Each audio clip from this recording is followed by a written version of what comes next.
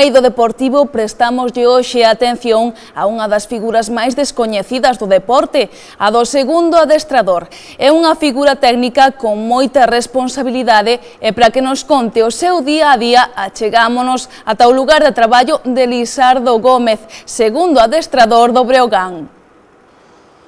Unha das figuras máis descoñecidas do mundo do deporte é a do segundo adestrador.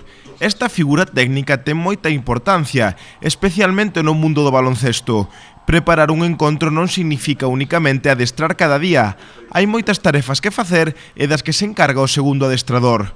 No Breogán, quen realiza esta laboura oscura é Lisardo Gómez, quen se encarga de tarefas como o scouting. Pues ver 4 o 5 partidos del equipo rival, desglosando su juego en ataque, desglosando su juego defensivo por acciones. Ademais, o seu traballo céntrase en complementar o primeiro adestrador. Hai moitos aspectos e detalles que se lle poden escapar e sempre está Lisardo para axudar.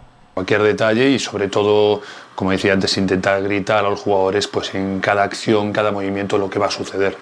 El xa leva varios anos ligado á disciplina do club lucense, nunha primeira etapa como adestrador do Estudiantes na Liga EVA, pero agora xa forma parte do equipo técnico do primeiro conxunto lucense. El sabe que ten que ir sen presa, xa que hai que dar os pasos axeitados para chegar a ser o primeiro adestrador. Para mí es muy importante el hecho de ir paso a paso. Yo creo que tanto personalmente como desde el club creo que están haciendo las cosas muy bien en ese aspecto. Para mí, pues lo más importante es ir aprendiendo de cada entrenador con el que estoy, tanto de lo bueno como de lo malo. Siempre te quedas con detalles de cada uno. Tienes que estar varios años aprendiendo pues, de los grandes entrenadores que pueden llegar a un equipo como ese Breogán. Unha persoa que sabe o que quere e que sempre camiña con humildade.